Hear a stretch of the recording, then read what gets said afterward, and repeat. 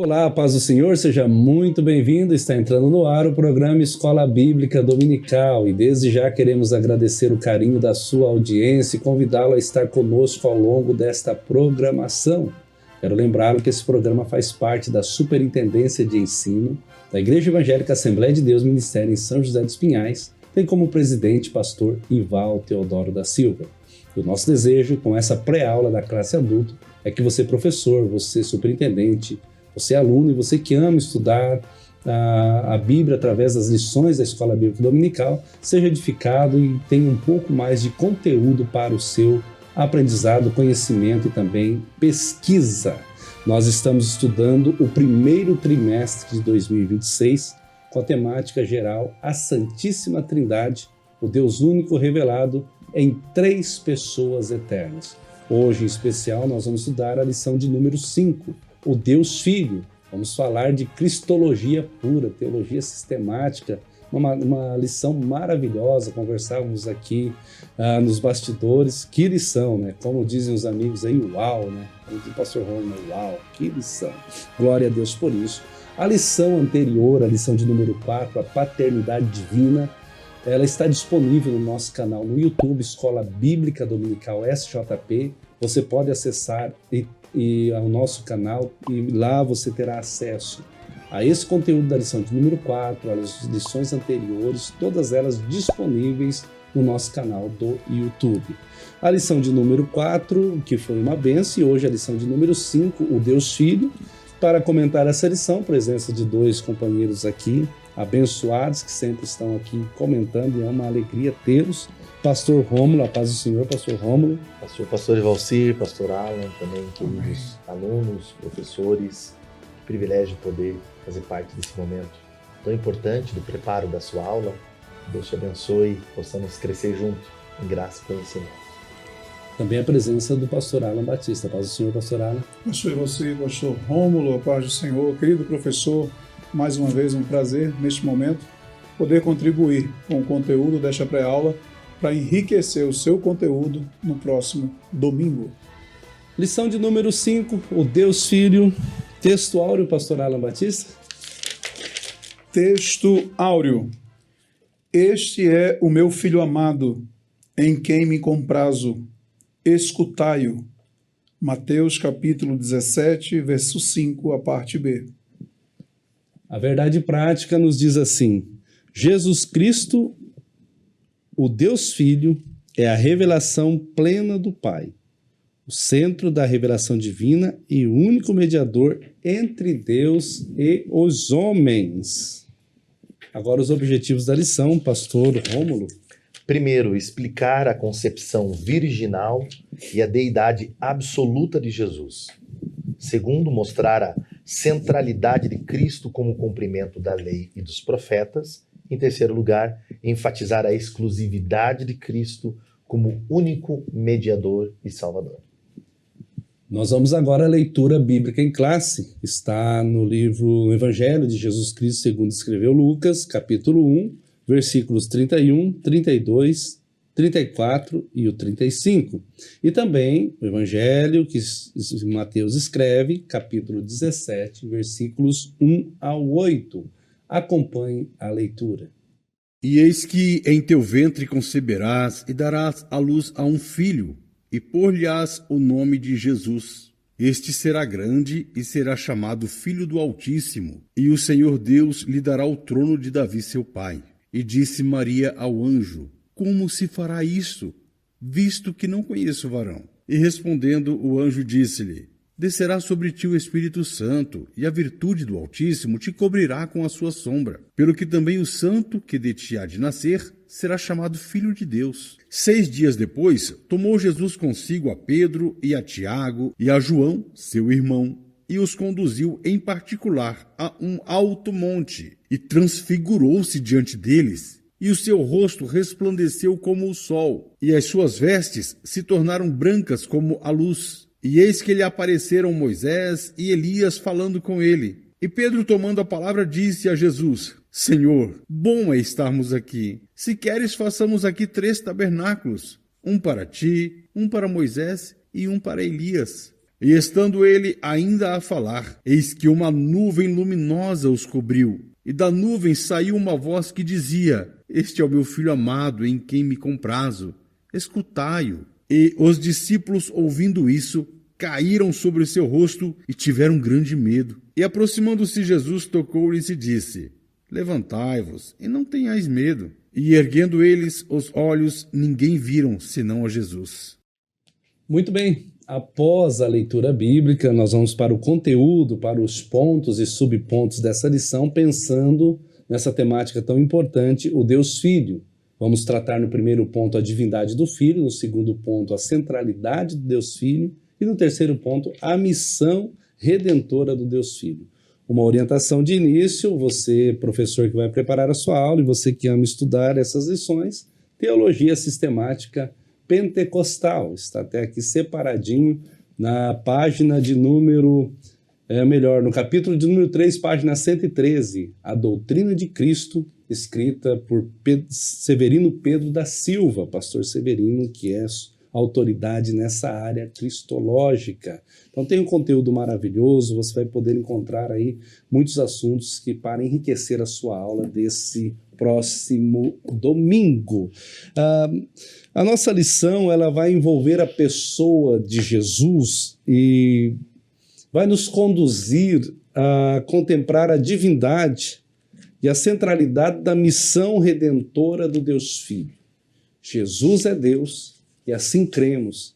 E assim vamos caminhar hoje com o pastor Alan e o pastor Rômulo, com a ajuda do Espírito Santo, com a ajuda de Deus, nós vamos caminhar e com o propósito de levar um conteúdo abençoado para você preparar a sua aula. O primeiro ponto da lição, a divindade do Filho. Nós vamos tratar da concepção virginal de Jesus, a deidade absoluta do Filho e os atributos divinos de Jesus. Pastor Rômulo, eu começo contigo, pensando na divindade do Filho. Eu até estava olhando na declaração de fé das Assembleias de Deus sobre a concepção virginal de Jesus, o ato milagroso. E assim, vale a pena também, né? Eu ia falar depois, mas vale a pena já olhar, a gente sempre traz ele aqui, a declaração de fé, que é aquilo que nós cremos e pregamos, né? Pela palavra de Deus. A divindade do Filho, esse ato milagroso, que é a concepção virginal de Jesus, eu deixo contigo o comentário. Bom, a concepção de Jesus foi um ato miraculoso. O anjo Gabriel faz um anúncio a Maria, muito bem colocado pelo autor aqui, o texto de Lucas, capítulo 1, versículo 35, na parte inicial, diz assim: Descerá sobre ti o Espírito Santo, e a virtude do Altíssimo te cobrirá com a sua sombra. Ou seja, Jesus seria concebido pelo Espírito Santo. Há uma ação divina. E o que tem a ver com a revista aqui, como um todo, o assunto desse trimestre, é que percebe-se essa sombra do Altíssimo, o Espírito descendo e Jesus nascendo. Inclusive, o anúncio diz que seu nome seria Jesus, salvaria o seu povo do seu pecado. Percebe-se, então, a ação da Trindade. Esse nascimento miraculoso é porque não houve a interferência física, genética de José. Não poderia ter a semente da corrupção, a presença humana. Então é o Espírito que coloca Jesus dentro do ventre de Maria. Não estamos nos referindo a Maria de uma forma como alguns teólogos criticam, desrespeitosa, como se fosse apenas uma barriga de aluguel. Não há uma participação dela.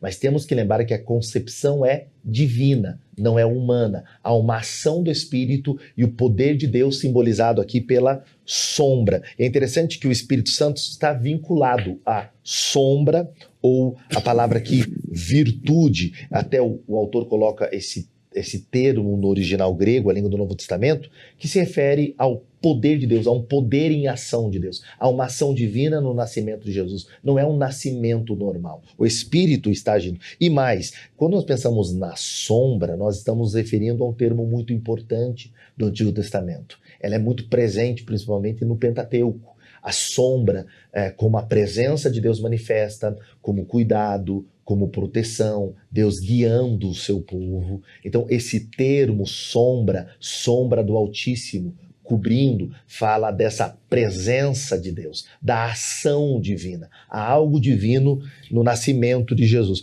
Por isso, Lucas ainda afirma que o menino concebido pelo Espírito Santo seria chamado de Filho de Deus. Há uma divindade, a natureza é divina. Então, a ação do Espírito Santo e esta sombra, essa virtude, esse poder e essa presença de Deus fazem o nascimento de Jesus ser miraculoso, o que já identifica Jesus não a partir da lógica humana, mas como um projeto redentor, uma ação divina e a presença do Espírito do nascimento até durante toda a vida de Jesus. Isso já demonstra que Jesus é divino. E é interessante quando a gente pensa nessa metáfora da sombra, essa linguagem toda está falando dessa essência divina que é o próximo ponto que nós já vamos observar. Mas eu queria só colocar um detalhe importante aqui, é que esse nascimento virginal de Jesus, ele é um ato histórico, né? Ele é um fato histórico, ele também é um ato divino, mas ele também é um princípio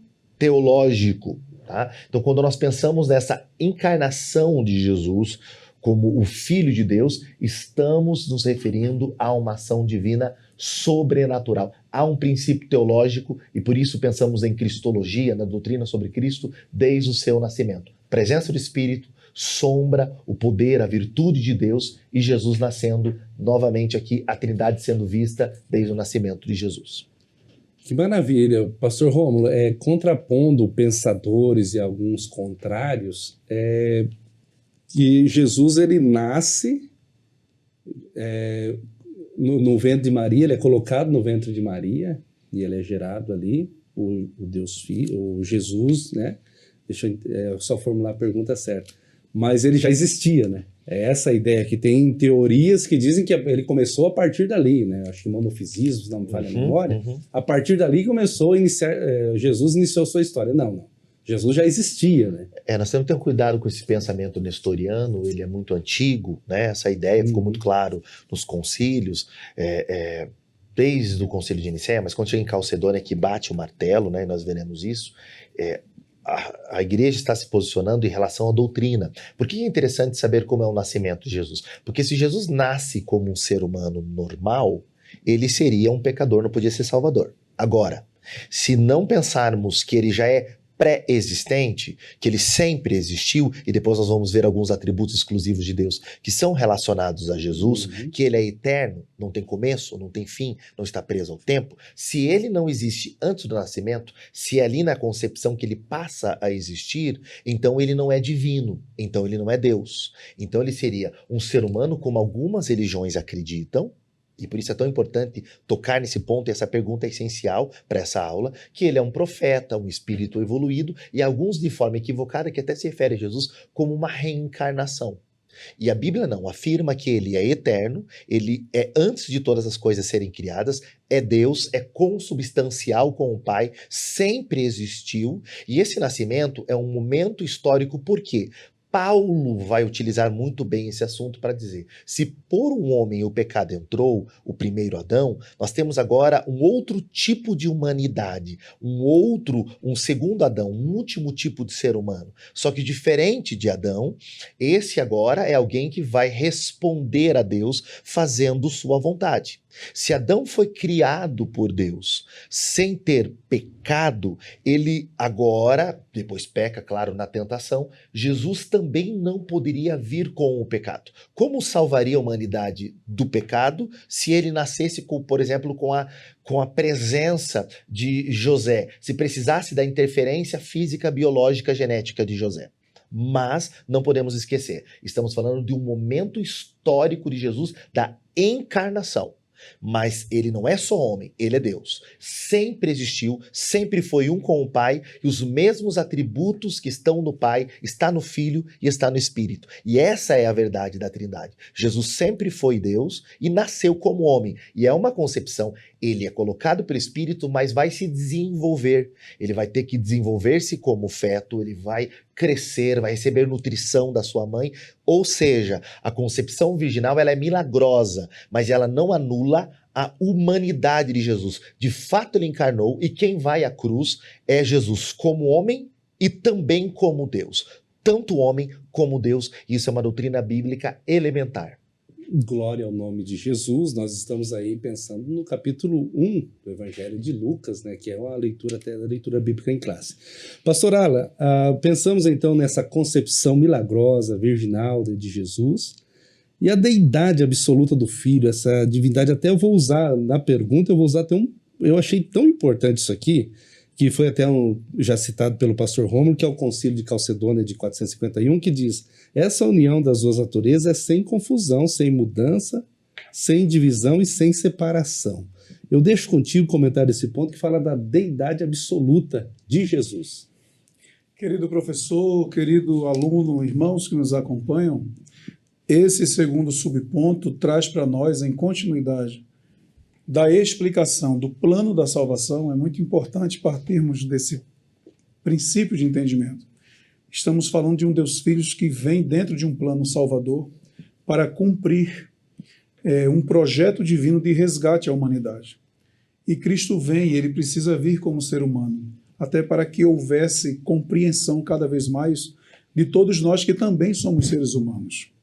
E a deidade absoluta do Filho, que também é Deus, nós não devemos esquecer. A Bíblia Sagrada, ela nos atesta que Cristo, ele é Deus desde a eternidade. A Bíblia Sagrada nos evidencia que ele não só passa a existir no nascimento humano através do parto natural que se tem da irmã Maria, da Virgem Maria. Desta forma, é importante analisar, como já pontuado aqui, pastor Evalci, pastor Rômulo, sobre correntes e linhas que distorcem ou levantaram muitos problemas há anos atrás, e lá nos primeiros séculos, os concílios foram essenciais e fundamentais para combater essas distorções doutrinárias. Para maior auxílio, você que pode fazer mãos em uso, por exemplo, a Teologia Sistemática de Strong, as páginas 1184 a 1190, fala de todas essas linhas que distorceram da pessoa de Cristo como humano e como divino. Lá você vai encontrar, e vamos até recapitular um pouco do conhecimento de uma lição que tivemos em alguns trimestres atrás, que falamos muito sobre esses concílios que eram necessários para analisarem o que se estava pregando e pegar o fundamento da palavra de Deus com todos os seus originais e atestarem a veracidade desses fatos. Então, na Teologia Sistemática mencionada de Strong, no volume 2, lá você vai ver esses embates e essas explicações teológicas, doutrinárias bíblicas, sobre os desvios de ensinamentos dos nestorianos, dos arianos, dos ebionitas, dos docetas e de outros, para compreender que Cristo nasce, mas ele continua sendo Deus. E o Antigo Testamento fala muito acerca de Cristo Jesus. Mas no plano salvador, era importante Deus agora cumprir. E a Bíblia toda fala da pessoa central de Cristo neste plano de resgate. Gênesis, façamos. Quando nós observamos o animal que é sacrificado para que uma roupa seja produzida de maneira permanente para o homem, porque as folhas seria algo momentâneo, apontava para Cristo. Abrão, quando está prestes a oferecer o seu filho, Deus intervém através de um anjo, mandando uma mensagem para que ele não faça tal coisa, e o cordeiro já estava provido. Então aquilo aponta para Cristo. Em todas as páginas sagradas apontava Cristo como aquele que viria resgatar a humanidade. Então ele nasce homem, mas o apóstolo João, ao escrever no capítulo 10 e o versículo 30, que está na lição, ele evidencia isso em seu ministério terreno. Eu e o Pai somos um. Nós somos um. Filipe, no capítulo 14 de João, verso 9, indaga: cadê o Pai? Nos mostra ele. E Jesus olha para os seus e diz: eu estou no meio de vós há tanto tempo. E quem vê a mim vê o Pai. Então Cristo, ele não nega a sua divindade. Ele é homem e é Deus. E existem muitas coisas, pastor Evalci, pastor Rômulo, eu estava analisando essa lição, que é importante, querido professor, nós termos a Bíblia Sagrada, a nossa regra de fé, como algo muito fundamental para entendermos essas revelações da palavra do Senhor, para que a gente não queira beber de outros caminhos e outros meios e não venha trazer confusões, pois muitas coisas espirituais na Bíblia, a própria palavra diz que as coisas espirituais se discernem espiritualmente. Então nós precisamos ter esse cuidado de entender. A essência, a substância de Cristo é a mesma do Pai Deus. E do grego homósios, que fala a mesma substância, a mesma essência, a gente observa que atesta a divindade do Senhor. No entanto, quero deixar como reflexão sobre isto, o apóstolo Paulo ainda evidencia no capítulo 2, do 6 ao 11 de Filipenses, que ele, sendo Deus, não teve por usurpação, não é? Mas ele aniquilou-se a si mesmo, tomando a forma de homem, e como um servo ele trilhou este caminho para que pudesse, como um homem, vencer o pecado. E eu estava lembrando-me de uma tese de que diz assim, abre aspas, Cristo, sendo homem e sendo Deus, mas em nenhum momento, no plano do resgate da humanidade, ao qual eu e você faz parte, ele se utilizou da sua divindade para vencer o pecado neste mundo. Seria um ato, entre aspas, covardio de Deus, se Jesus usasse uma parte da sua essência divina para vencer o pecado, este mundo, ele venceu como homem, para que ele pudesse ter o direito de vencer todas as coisas, vencendo o pecado sem pecar, vivendo no mundo natural dos homens, sem cometer os pecados que os homens cometem, para ele garantir na cruz do Calvário aquilo que o apóstolo Paulo fala à igreja de Colossos, que a cédula que era contra nós, o pecado, foi cravada, foi rasgada, foi vencida por um que não pecou. Então Cristo, ele vence o pecado para nos dar esse direito. Ele se fez carne para que ele pudesse vencer e nos dar o direito à vida, ao perdão e à reconciliação com Deus. Amém, pastor. Muito bem. A deidade absoluta do Filho é um ponto importante, o pastor Alan acaba de comentar e falar desse Jesus maravilhoso que é divino. E agora nós vamos pensar nesses atributos divinos de Jesus. Eu vou contigo, pastor Romo, porque aqui a Bíblia, a lição, melhor dizendo, e aliás, me permita rapidamente, base de estudo para nós é Bíblia, tá? Você, professor que está preparando a sua aula, tenha várias versões, pode ter no seu smart, no seu iPhone, né? Mas tenha a Bíblia em mãos, é a base de estudo. Livro de apoio, que eu deixei o meu em casa, mas o pastor Romulo está com ele aqui para salvar aqui a mesa, né? Um livro de apoio. E recursos como livros já citados aqui, teologia sistemática, declaração de fé e outros, né? Isso é importante você ter.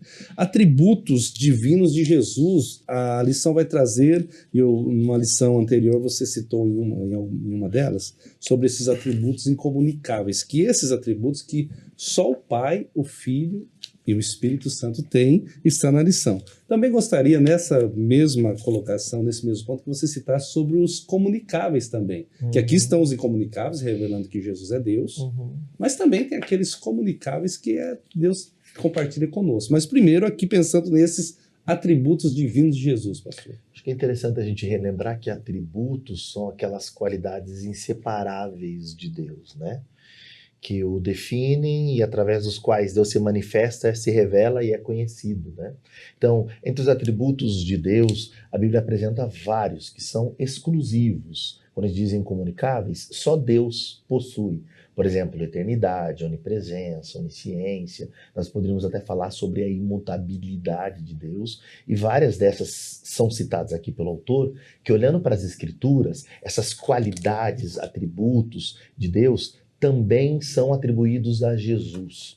E essa é uma das formas bíblicas de evidenciar de forma doutrinária a Trindade divina. Quando você pega atributos e nomes de Deus, que são também atribuídos ao Filho, a Jesus e ao Espírito, aqui nós estamos ratificando essa verdade desta revista de que há uma Trindade, que ambos são divinos. É um só Deus, uma só essência, mesmo atributo, mesma qualidade, mesma capacidade, distinto em três pessoas, né? Então não estamos falando de três deuses, e é importante até o final desta revista do trimestre reafirmar isso. Estamos afirmando que é uma só essência, um só Deus em três pessoas distintas. E entre as qualidades, as características de Deus, por exemplo, citadas muito bem aqui pelo autor, estão a eternidade. Jesus não tem começo, ele é eterno com o Pai, ele sempre existiu. Há um texto muito importante que está lá em João,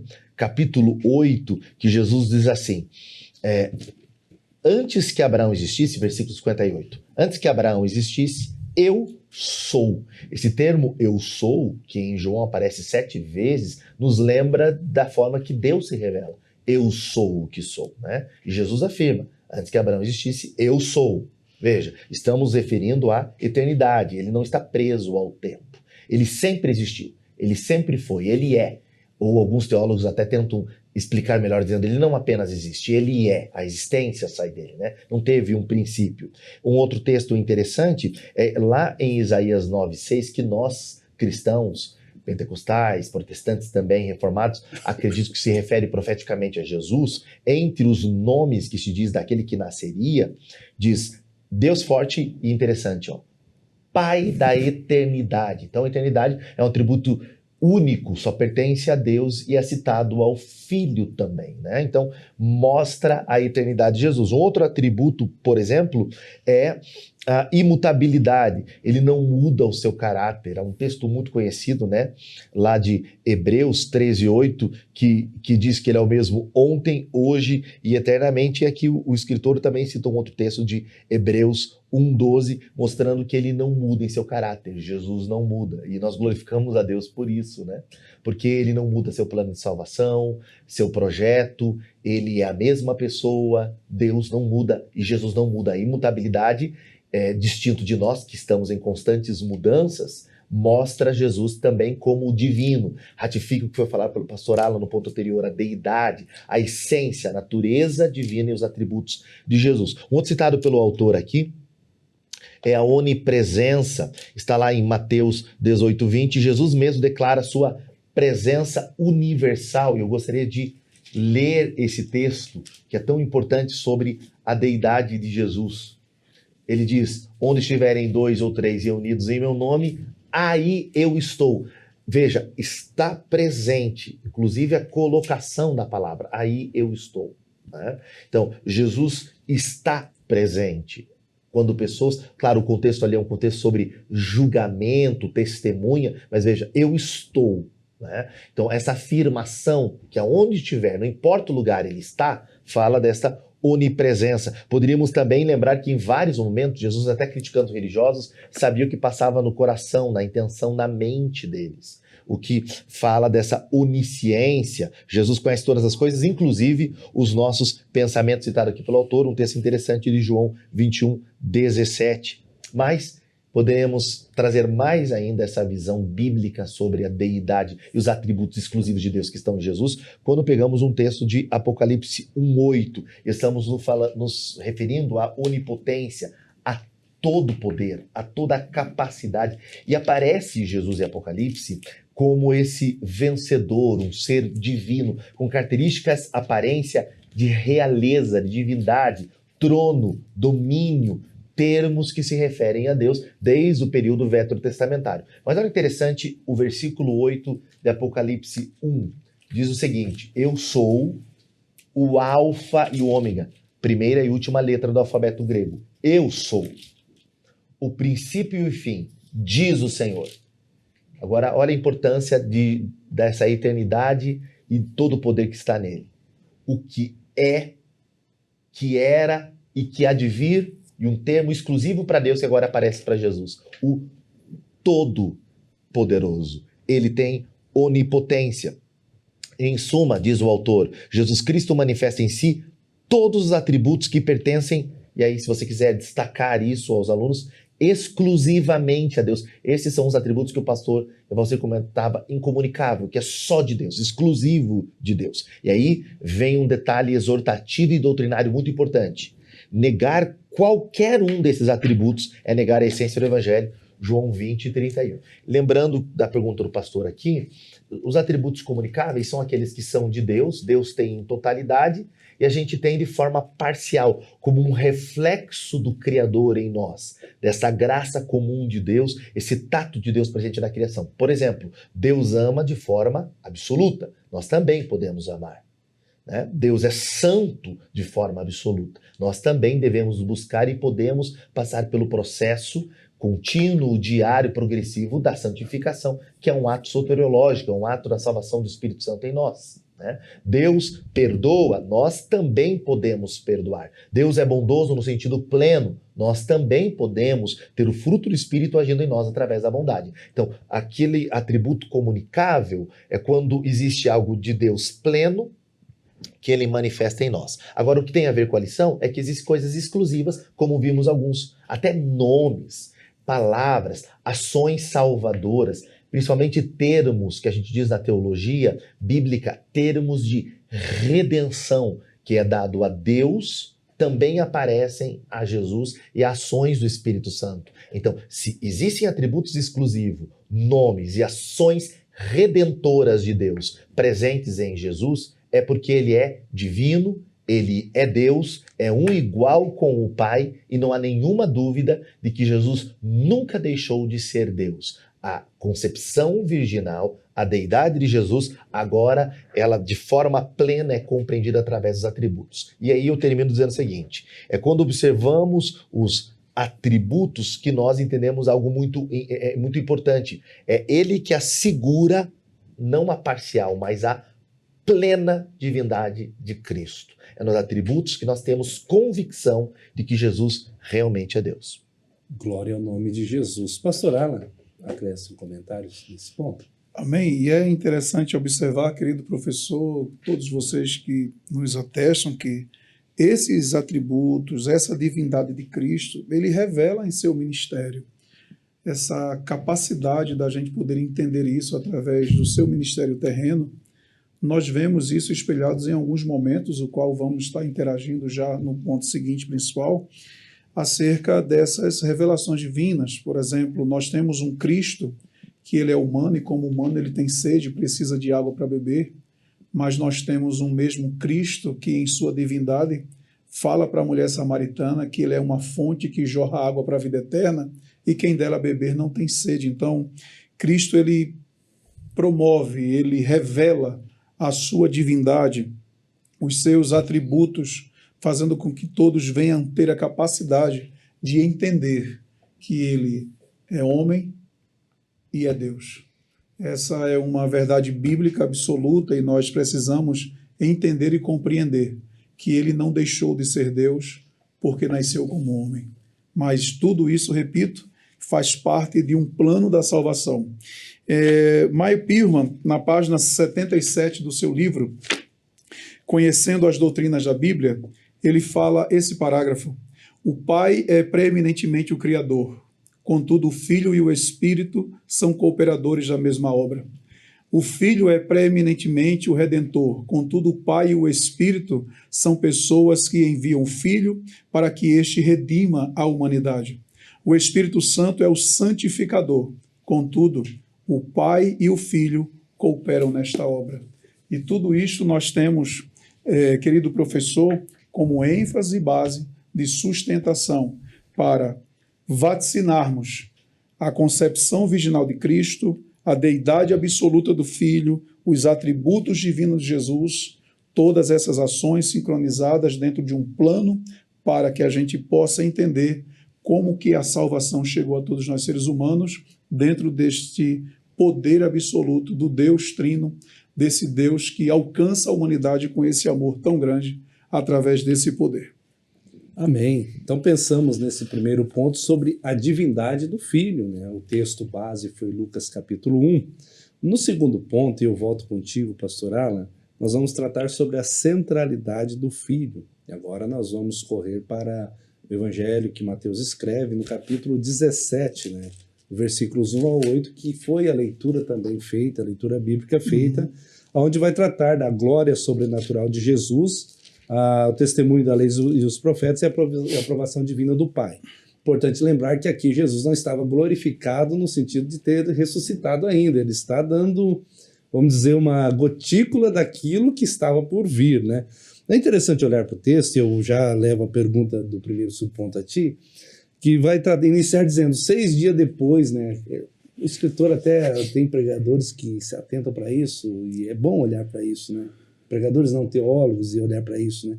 6 dias depois, por que 6 dias depois ele vai colocar? É porque havia feito aquela pergunta 6 dias antes, né?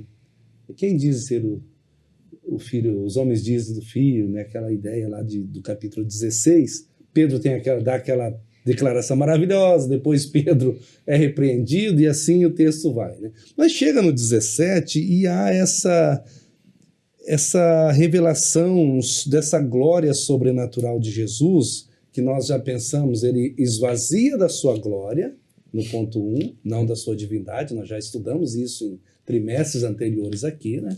Ele esvazia da sua glória, não da sua divindade, mas aqui ele revela um pouco dessa glória a 3, né, que é Pedro, Tiago e João.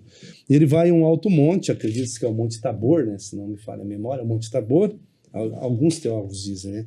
Então essa centralidade do Filho, pastor Alan, a glória sobrenatural de Jesus, eu deixo contigo.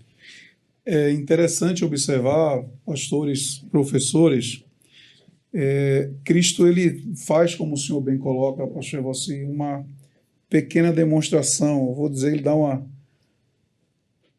degustação, um spoiler, né? O senhor está bem moderno aí nas palavras, daquilo que ele é em sua essência.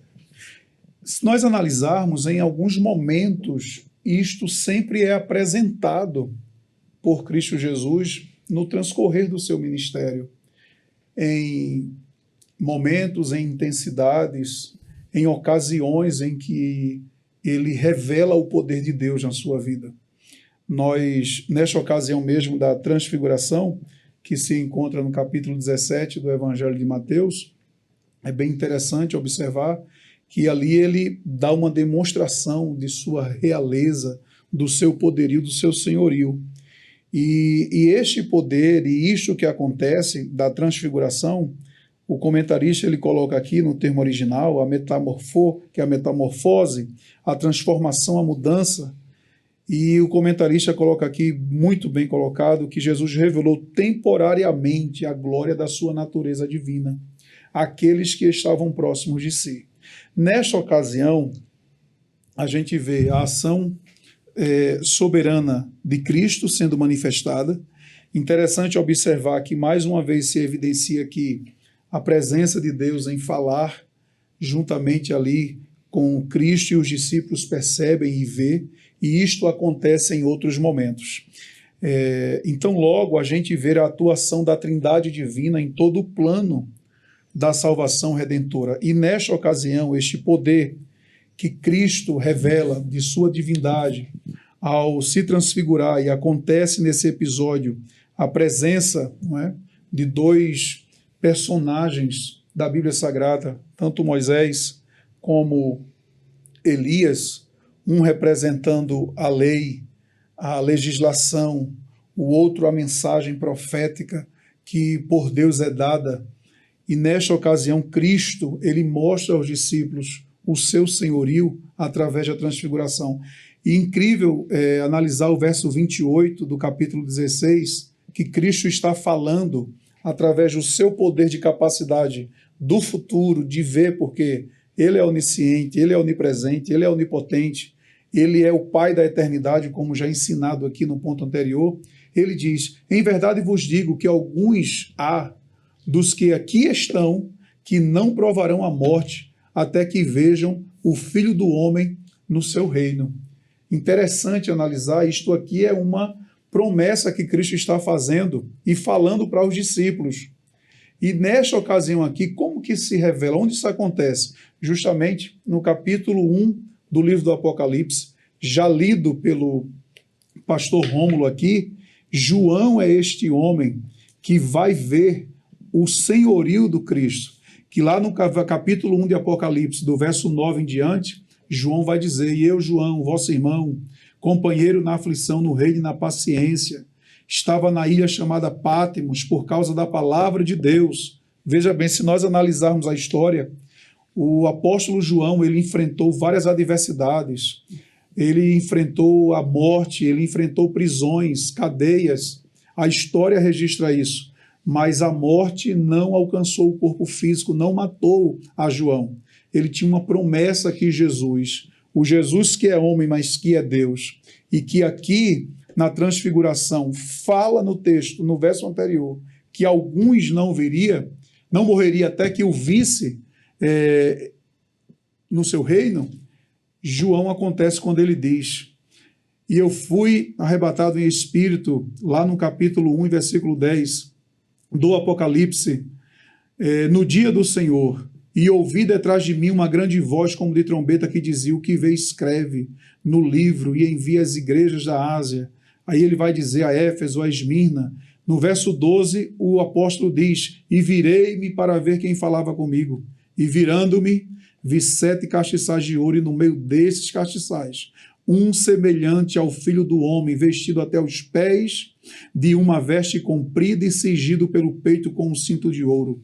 E aqui Cristo revela ao João, ao qual está participando do Monte da Transfiguração, a sua divindade, cumprindo a sua promessa e a sua palavra de que ele é Deus, que ele é o Senhor, e ele mostrou isso para nós. É interessante observar e analisar que Cristo, ele em seu ministério, como falamos anteriormente, ele sempre agiu de certas maneiras para que as pessoas fossem tendo entendimento. Olha, ele é homem, mas ele é Deus. Olha como ele faz, a natureza obedece à sua voz. A Bíblia nos mostra vários milagres, e cada milagre que Cristo operava, cada atuação sobrenatural que acontecia, em especial em fenômenos da natureza, estava demonstrando. No seu batismo mesmo em água no Rio Jordão, nós vemos a aparição de Deus.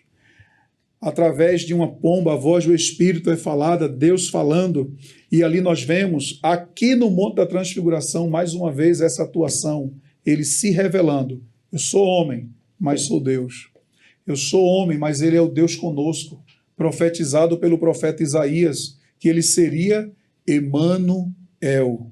Emano, hífen, é homem, é ser humano de carne, que se cansa, que tem sede, mas o sufixo el do original hebraico significa Deus. Então ele é homem e é Deus. E esse Deus se revela no Monte da Transfiguração, o seu sobrenatural. Ele é a essência de Deus. E os seus discípulos atestaram essa realidade e essa divindade. Pastor, e você? Glória a Deus, né? Que revelação maravilhosa. Pastor Rômulo, dentro desse monte, ainda no Monte da Transfiguração, há uma aparição de 2 personagens ali, que vai aqui o subponto vai dizer o testemunho da lei e dos profetas, né? Ele vai dizer, então aparece ali Moisés e Elias, né? Então eu gostaria que tu desse aí um parecer sobre esse ponto. Sim, muito bem colocado aqui pelo pastor Alan. Quando a gente pensa nesses 2 personagens, estamos pensando na profecia, mas também na lei, no acordo, no ensino, na Torá. Jesus está sendo apresentado como tema e também o cumprimento das Escrituras, né? Então, a lei dada por Deus, a instrução dada por Deus, ela aponta para ele. Há uma declaração profética de Moisés de que viria alguém e que ele deveria ser ouvido. Isso se repete lá claramente no livro de cabeceira, o livro de Deuteronômio. A lei aponta para Jesus. Jesus mesmo, no Sermão da Montanha, ele se apropria desse termo da lei: eu vim cumprir, não abrogar. Ou seja, o ápice da lei, o cumprimento pleno de toda a lei, todos os sacrifícios, as tipologias, o acordo de Deus, o próprio tabernáculo aponta para Jesus. Nesse sentido, Moisés, ele é o legislador, ele é também o mediador de uma primeira aliança selada com sangue. E ela aponta nesse sentido para Jesus, que é mediador, segundo o livro de Hebreus, de uma nova aliança, superior à primeira, que não a desqualifica, mas a amplia, cumpre e leva ao ápice do acordo de Deus, de um testamento ou uma nova aliança feita agora no sangue de Cristo. E por isso não temos mais necessidade de sacrifícios com animais e das festas e celebrações judaicas, porque temos em Cristo o cumprimento. Então, Moisés é essa figura da lei que, como legislador e mediador, aponta para Jesus. E Elias, que aparece, é essa voz profética, inclusive de uma defesa do monoteísmo contra a idolatria, contra o pecado consequente da idolatria, a descaracterização do povo de Deus, do culto, da formação das famílias. Então, Elias é a voz profética. E temos que lembrar que Elias representa não somente uma escola profética, mas como a direção de Deus e a convocação do povo de Deus para o compromisso. E se Elias é a voz profética, Jesus dá continuidade a essa voz profética. Mas também ratificamos uma verdade colocada, muito bem colocada pelo autor no seu livro de apoio, que essa voz profética, ela demonstra o ministério messiânico de Jesus. Em que sentido? Profetas anunciaram o Messias, apontavam para o tempo da restauração, para a nova aliança, para esse novo mediador. Falavam desse acordo de Deus, desse Salvador, e as profecias se cumpriram cabalmente em Jesus. Então, Elias, agora representando os profetas, e Moisés, estão apontando para Jesus, e eu gostaria de destacar aqui, muito bem colocado pelo autor, algumas coisas que ele expõe aqui. Ele diz assim, lá no segundo subponto: a aparição de Moisés e Elias não foi um contato com os mortos, até porque todos estão como que vivos diante de Deus. É uma ação de Deus essencial para mostrar que a lei e os profetas apontavam para Jesus e que ele é o cumprimento, né? Mais um ato divino carregado de significado escatológico, ou seja, apontando para Jesus e para sua obra perfeita, tanto na cruz, como também apontando para o seu retorno e a plenitude do reino de Deus, aonde todas as profecias se cumprirão. Moisés representa a lei, ele é o mediador da antiga aliança, o legislador do povo hebreu. Está lá em Êxodo 24, 7 e 8. Jesus já é aquele que vem de uma aliança superior, de uma nova aliança. É interessante nós observarmos que em Hebreus, capítulo de número 8, versículo de número 6, o escritor diz o seguinte: mas agora alcançou ele ministério tanto mais excelente, quanto é mediador de uma melhor aliança que está confirmada em melhores promessas. Jesus é esse mediador representado por Moisés. Mas a continuidade diz o seguinte: Elias representa os profetas, considerado o símbolo da proclamação profética. Sua aparição mostra que os profetas anunciavam a vinda do Messias. Você pega textos como citado aqui de Malaquias 4, 5 e 6, e você vê claramente apontando para o Messias, para o Cristo, que é Jesus. Então, esses dois personagens, diz o autor, testemunham que Jesus é o tema central e o cumprimento definitivo das Escrituras. Quando a gente diz definitivo das Escrituras, estamos dizendo que não precisamos de uma outra revelação, nem de um outro mediador e nem de um outro Salvador. Jesus é único, então a maior forma de conhecermos o Pai é através de Jesus. Hebreus mesmo, que acabamos de ler, o autor diz que ele é a expressão exata de quem Deus é. Então, Elias e Moisés, ou seja, os profetas, a lei, todo o profetismo em Israel, a voz de Deus e toda a lei de Deus estão apontando para Jesus e se cumprem em Jesus. Naquela conversa de Jesus com os discípulos de Emaús, ele mesmo vai começando por Moisés, passando pelos profetas e toda a literatura que chamamos de Antigo Testamento e mostrando o cumprimento nele. Então, a presença desses dois homens é uma prova visível da superioridade de Jesus, que é o que o escritor de Hebreus tenta mostrar. Então, Jesus é o ápice, o cumprimento atestado pela lei, pelos profetas. A escritura inteira, de forma profética, simbólica, tipológica, aponta para Jesus. Jesus é aquele que cumpre a lei, tanto como de forma tipológica, Jesus está cumprindo a lei e ela aponta para ele através das suas simbologias, como de forma legal. A vida de Jesus, ela é aprovada por Deus, ela é agradável para Deus e por isso a lei e os profetas apontam para Jesus. Que maravilha. Ainda permanecendo no Monte da Transfiguração, né, a gente observou essa glória sobrenatural. O pastor Rômulo coloca muito bem aí o testemunho da lei e os profetas. Mas ainda há uma aprovação final, um clímax, né, que a lição até coloca aqui nesse terceiro subponto, que é a voz do Pai. Pastor Alan. E é uma voz, pastor, você, pastor Rômulo, dentro de todo esse contexto, querido professor, de aprovação, porque Cristo cumpre todo o plano. Ele não se nega de cumprir o plano. Como um homem, em um momento até dentro deste plano da salvação, ele sente o peso, ele sofre. No jardim mesmo, no Jardim das Oliveiras, quando ele vai orar e o seu suor se transforma em gotículas de sangue, que a ciência atesta como a hematidrose, em que uma angústia muito sobrenatural vem sobre ele, mas em sua oração ele chega até a orar e a dizer como um homem, se possível, passa.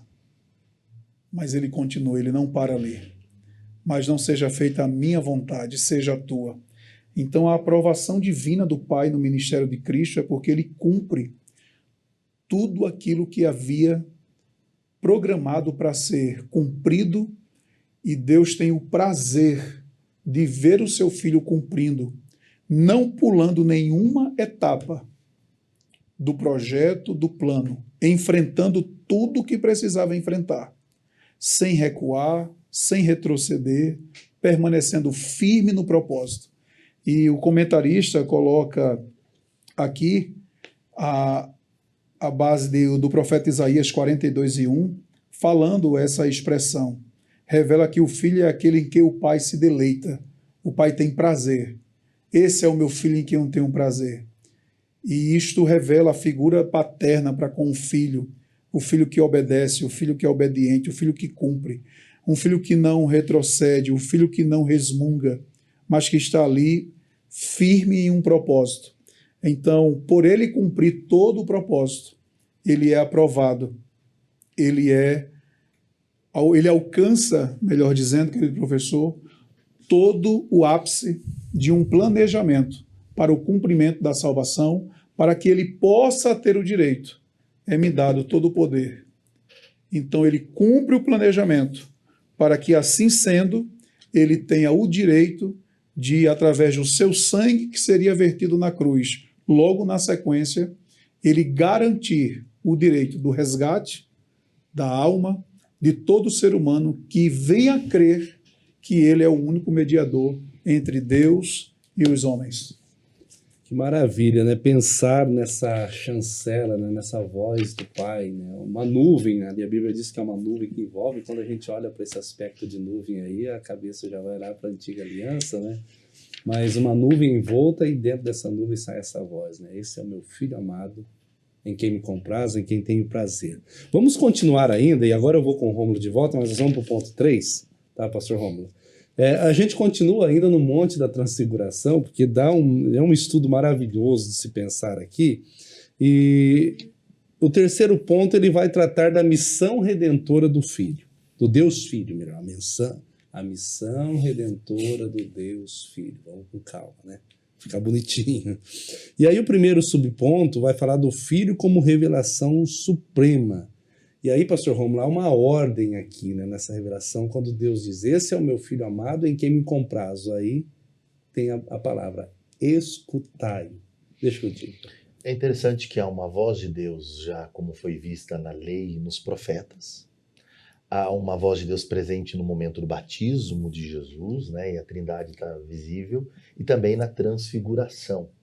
Esse filho que me gera prazer, esse filho que me compraz, ele deve ser ouvido. Moisés profetizou, a ele ouvi. Né? Então, a declaração é que se ele é o Filho de Deus, a voz dele precisa ser escutada.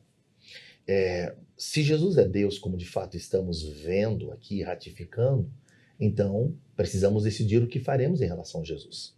Se Jesus é Deus, a voz dele é a voz de Deus. As palavras dele são de Deus. Por isso, vários momentos Jesus disse, eu falo segundo a autoridade do Pai, eu venho do Pai. Eu e o Pai somos um.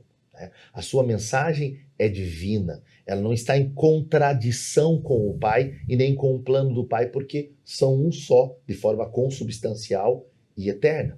Mas agora o Pai está declarando, dando uma chancela, uma confirmação, ou na linguagem judaica, na linguagem hebraica, ele está dando um testemunho público, o que assegura a legitimidade de Jesus, das palavras de Jesus e do ministério de Jesus. Essa confirmação divina, a ele ouviu, escutai-o, é o Pai testemunhando a essência da mensagem de Jesus. E veja, é muito, muito glorioso essa revelação suprema, porque escutai-o, Deus está agora confirmando essa divindade de Jesus. A essência da mensagem de Jesus é divina. Escutai-o, a voz dele. Ou seja, eles ouviram Deus pela lei, ouviram Deus através dos rabinos que ensinavam a lei, dos ensinamentos da lei de Deus, da leitura pública, representada nas festas, nas celebrações, nos sacrifícios diários, nos momentos de devoção. A lei de Deus era Deus se comunicando, ela é boa. Através dos profetas, Deus estava falando com o seu povo, exortando o seu povo, ensinando o seu povo, lembrando da lei, do acordo de Deus, do compromisso, da missão e apontando para o Messias, para o tempo de redenção e anunciando o dia da chegada do Senhor.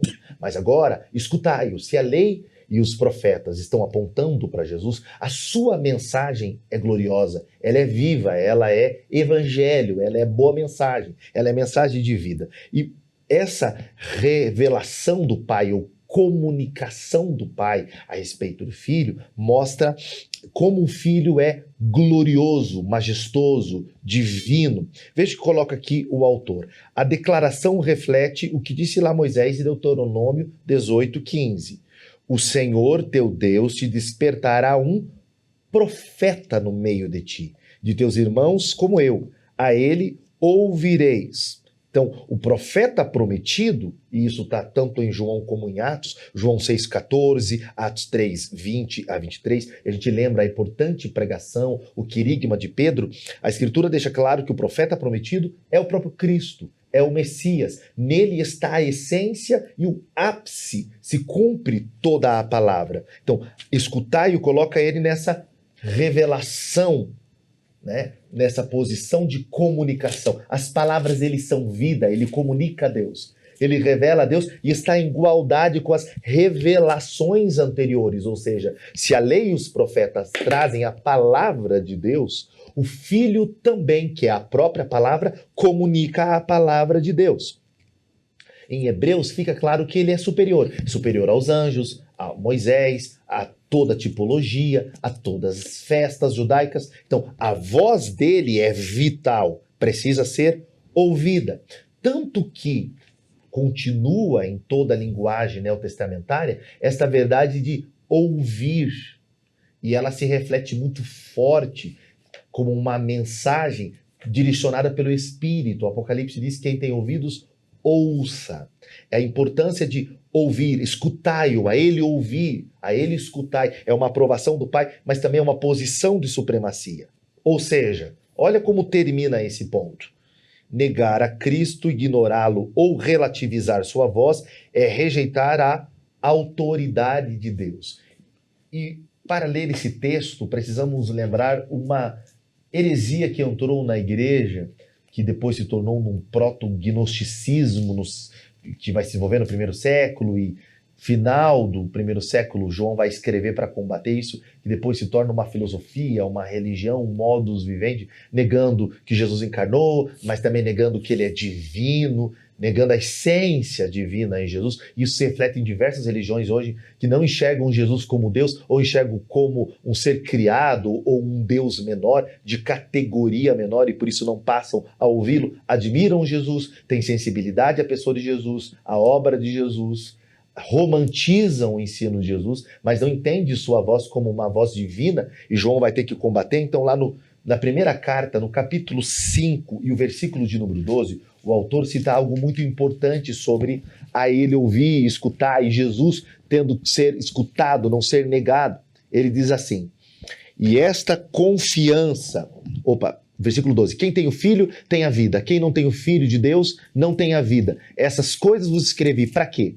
Olha a importância para quem está escrevendo. Para que creiam no nome do Filho de Deus. E mais que isso. Não é só uma fé na identidade de Jesus, no nome de Jesus. Mas para que saibais que tendes a vida eterna. E para que creiais, então, no nome do Filho de Deus, da natureza divina. E agora sim. E esta é a confiança que temos nele. Que se pedirmos alguma coisa, segundo a sua vontade, ele nos ouve. Olha essa posição de divindade de Jesus, que segundo sua vontade nos ouve. João está declarando Jesus como Deus. E por que é importante refletir isso? Não só pela temática de hoje, de todo esse trimestre, mas porque Jesus continua sendo negado. E quando ele não é negado, e eu queria fazer uma aplicabilidade, vou pedir a sua licença aqui, ele é confundido, pastor Alan. E nos últimos anos, eu queria... aqui, já que estamos falando de Jesus como uma revelação suprema, Jesus deixou de ser uma revelação suprema em pregações, em músicas ditos hinos, né, que não são mais cristológicos, e também no estilo de vida que as pessoas vivem e até no modelo do culto que eles oferecem. Então, quando é que Jesus deixa de ser uma revelação suprema? Quando eu corro atrás de um profeta para saber a vontade de Deus para a minha vida.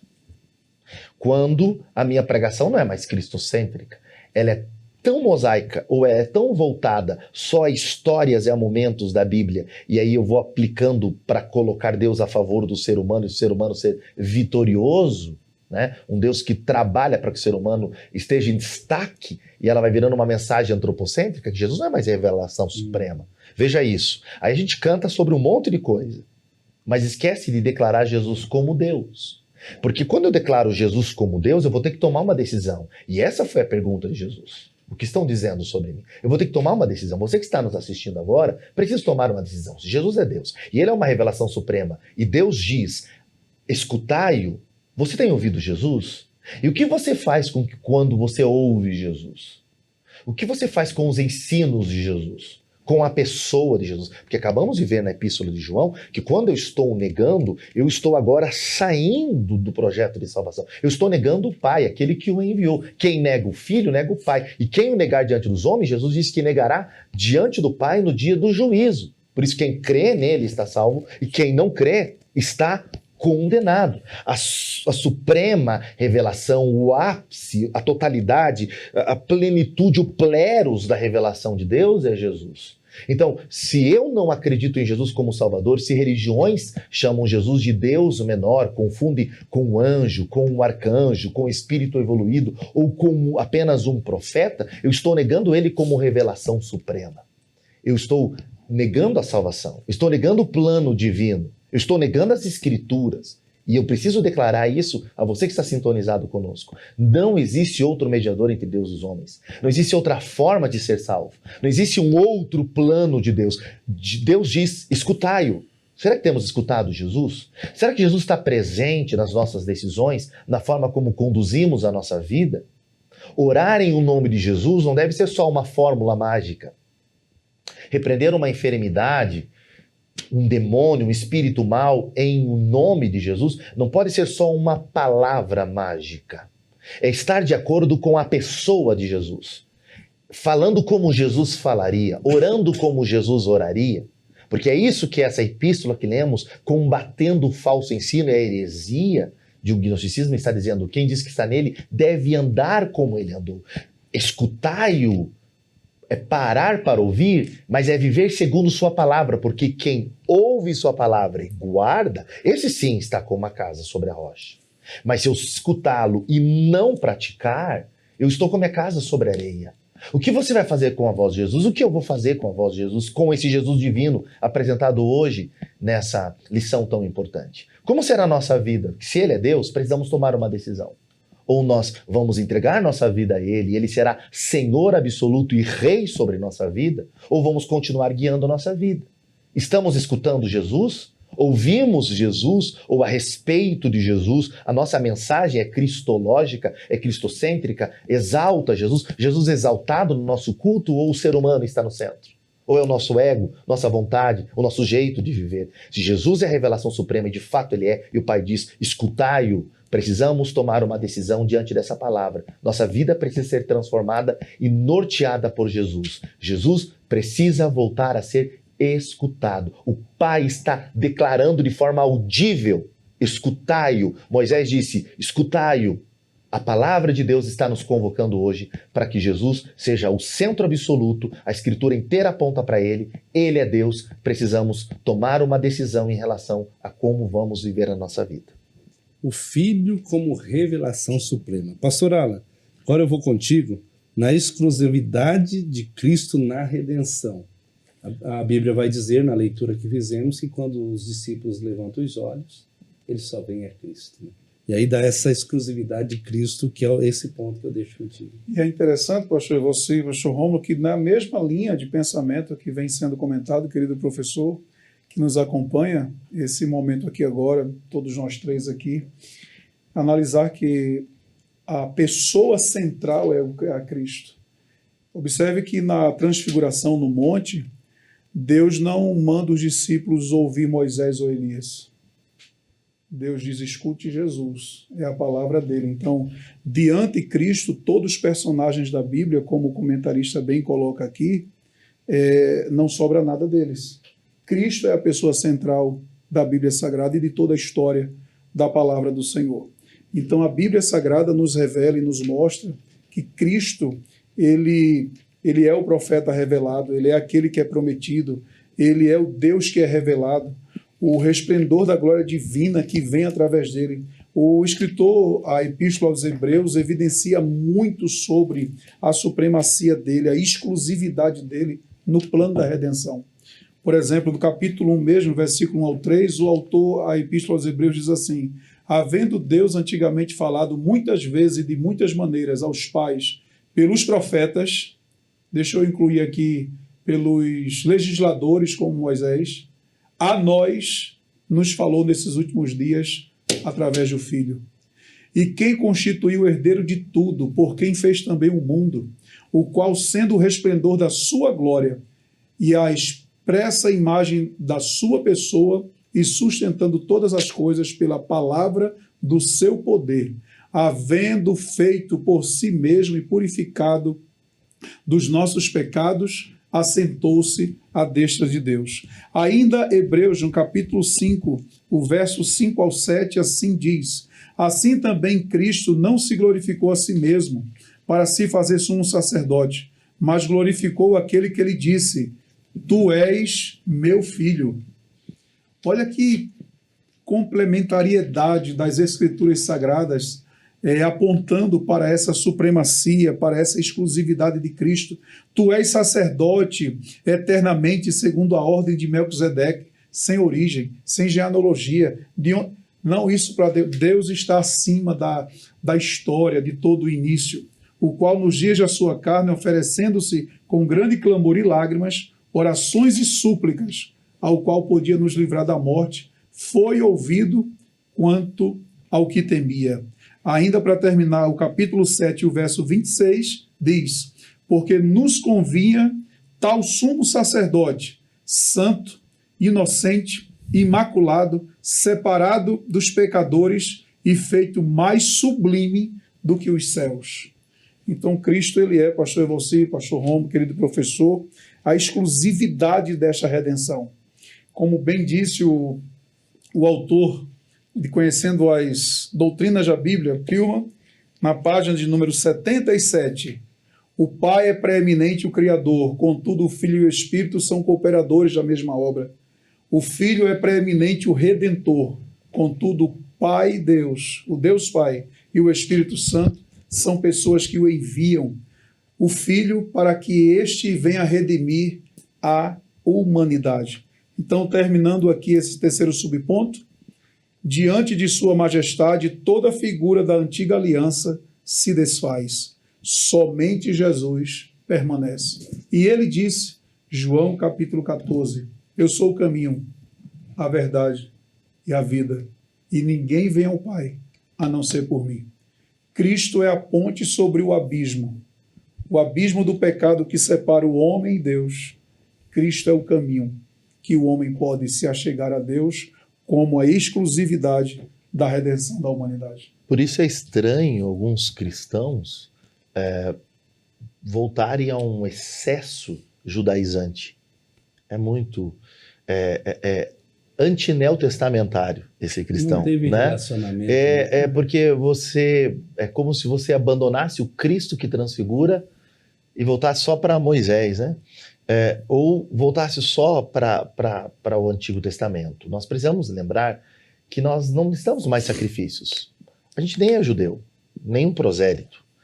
Ficar tentando fazer festa judaica ou símbolos judaicos para tentar ter uma linguagem que a priori parece bíblica é não compreender que a transfiguração mostra tudo apontando para ele, que ele é essa figura central. A gente não precisa nem ficar com medo de demônio, de assombração e de um monte de coisa que a religião popular brasileira, esse sincretismo, faz com que as pessoas tenham, né? Sim.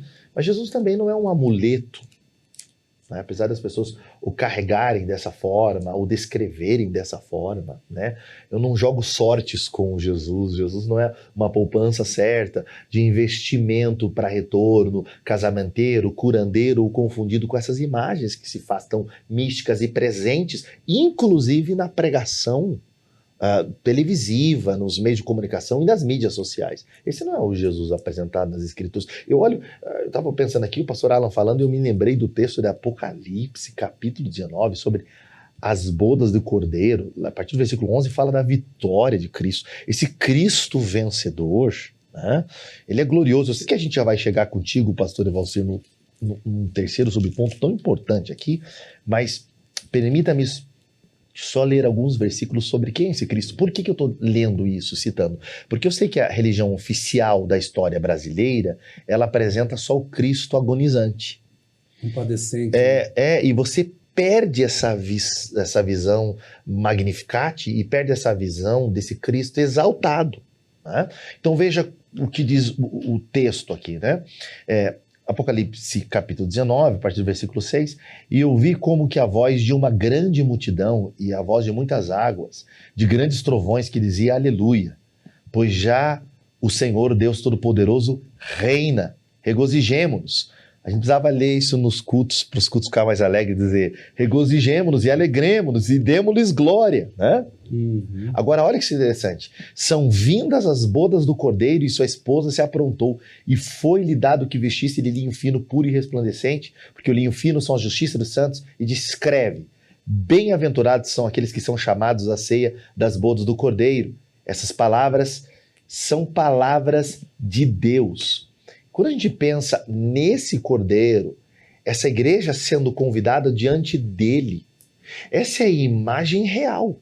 É uma imagem de realeza. É alguém que se assenta no trono. Nós adoramos um Cristo que é todo poderoso. Ele é essa revelação. Nós adoramos a um Jesus apenas morto, e eu sei que esse é o assunto do próximo ponto, mas eu queria relembrar da glória, dessa supremacia, dessa exclusividade. Então a lei e o profeta aponta para ele, e a gente poderia talvez até complementar aqui, olhando para a continuidade do Novo Testamento e dizer, pois é, Paulo também aponta para ele. Pedro também. João também. Tiago também. A revelação final também. Tudo está apontando para ele. A igreja deveria apontar para ele. Tudo é sobre ele, porque dele, por ele, para ele, cantou Paulo, são todas as coisas, mas eu estou vendo o teu coração pulsando aí, pastor Alan, quando ele fala sobre ele. Aproveitando um gancho aqui, pastor, você já comentando também tudo aqui, a hora vai nos pedindo prudência, mas o livro As 100 Maiores Personalidades da História, eu entrei numa livraria um dia, uma grande livraria, e eu olhei, achei interessante. E eu peguei esse livro, querido professor, e eu queria ver algo, porque lá estava o personagem de Paulo, de Cristo, de tantas outras autoridades do mundo. E quando eu fui ler a questão de um parágrafo apenas desse livro na livraria, eu comprei por conta desse parágrafo que diz assim: em obras, Paulo é maior do que Cristo. Em viagens, Paulo viajou e andou muito mais do que Cristo. Mas Paulo não teria feito nada do que fez sem que Cristo não estivesse na vida dele. Então, Cristo é suficiente, é essencial, é pleno. E através dele, depois dele, mais nada e mais ninguém precisa ser feito mais alguma coisa. Ele cumpriu todas as coisas para que a gente possa chegar a Deus e ter essa realidade, essa realização na nossa vida. É a exclusividade do filho, né? Ele é tudo, né? Então vocês já comentam e vocês já deram um parecer desse terceiro subponto, e o pastor Alan até comentou que o horário, ele é ser prudente no horário, né? Enfim, mas isso é bom, não tem problema. Vamos lá. O aprendizado pela experiência, o pastor Rômulo, ele iniciou a fala dele há pouco dizendo que admira pessoas que voltam, que fazem. E é interessante que o ponto vai trazer isso, o aprendizado pela experiência. E Jesus é tão maravilhoso que ele deu, e Pedro vai vaticinar isso aí na sua segunda carta, capítulo 1, 16, 17, falando de que ele viu essa magnífica glória, ou seja, o aprendizado pela experiência ele é pedagógico. Foi para os discípulos, foi maravilhoso, e é para nós hoje. O que acontece muitas das vezes é que nós não temos, nós, no contexto geral, pessoas que não têm uma experiência profunda com Cristo, com a palavra, e ele acaba buscando aqui, acolá, voltando atrás. Às vezes eu ouço os testemunhos de pessoas que deixaram a fé cristã para fazer outras coisas. E é estranho, porque você vai olhar o histórico, você vê que aquela pessoa não viveu uma vida profunda com a palavra, uma vida profunda com Cristo. Então, aprendizado pela experiência. E traz eu destaquei isso aqui que eu achei muito interessante, porque diz assim, a transfiguração, portanto, é um vislumbre do reino, prenúncio da ressurreição, antecipação da vitória final de Cristo e o anúncio do seu triunfo escatológico sobre a morte e todo domínio. Glória a Deus. Aí, Filipenses 2,6, Paulo vai escrever, esse Paulo que não era nada sem Cristo, né? Ele vai escrever, pelo que Deus o exaltou soberanamente, lhe deu um nome que está acima de todo nome. E para que diante desse nome se dobre todo o joelho dos que estão em cima dos céus, aqui na terra, embaixo na terra e debaixo da terra. Tem que se curvar, né? Então, assim, é maravilhoso olhar para uma lição, olhar para o Cristo, e pastor Rômulo e pastor Alan, agradeço a Deus pelos comentários, porque isso nos leva a uma reflexão e um aprofundamento maior sobre a pessoa de Cristo. Nós precisamos disso urgente. Você, professor, você, superintendente, você que ama a IBT, chame os alunos, chame a sua igreja, você, pastor que nos assiste, para um aprendizado da palavra de Deus e olhar para uma lição dessa com muita atenção. Se possível, passe ela no domingo, repasse no culto de ensino, caminhe com ela, que é maravilhoso. Pastor Rômulo, a minha palavra de gratidão pela sua vida. Deus te abençoe por ter devotado esse tempo para comentar essa lição. Deus te abençoe. Pastor Alan também, uma vez mais, gratidão também pela sua vida. @Rômulo Eduardo Tavares. Você acha ele lá, contate agendas, agendas estão abertas. Pastor Alan, PR Alan Batista. Né? PR Alan Batista também. São palestrantes, são professores, são pregadores, escritores e, sobretudo, servos de Deus Altíssimo, homens de comunhão. Servimos a Deus juntos aqui no Tempo Central e nós louvamos a Deus pela vida de vocês e por você que está nos assistindo. Deus te abençoe em nome de Jesus. É sempre bom tê-lo aqui. Comente lá quando você acessar, divulgue, compartilhe e nos ajude a alcançar o maior número de pessoas. Próxima aula, sexta aula desse trimestre, o Filho como Verbo de Deus. Você acessa YouTube, Escola Bíblica Dominical SJP, TV Mão Amiga, você tem o aplicativo, você tem nas redes sociais, YouTube, Facebook, canal 524 da Noite Claro. Você acessa a programação também através da TV Mão Amiga, aliás, a TV Mão Amiga que tem uma programação 24 horas no ar para você e sua família. Eu quero pedir ao pastor Alan para nos despedir em oração. Amado Deus, queremos te louvar nesse momento Sim, e te agradecer por agradeço. mais esse momento Bendito que nós estivemos seja o teu aqui para comentar esta lição. Que esse mesmo conteúdo possa servir de ajuda e auxílio aos professores, alimento para todos aqueles que hão de assistir. Continua abençoando a vida do nosso pastor presidente, pastor Ival, toda a diretoria, TV Mão Amiga, a transmissão, Senhor, dessas programações que alcançam milhares de pessoas. Nós te louvamos por tudo e te agradecemos pelo departamento, Senhor, de ensino nosso campo. Nós te oramos em nome de Jesus. Amém. Deus te abençoe em nome de Jesus. Domingo pela manhã, lembre-se sempre, tem Escola Bíblica Dominical. Venha com a sua família aprender a palavra de Deus.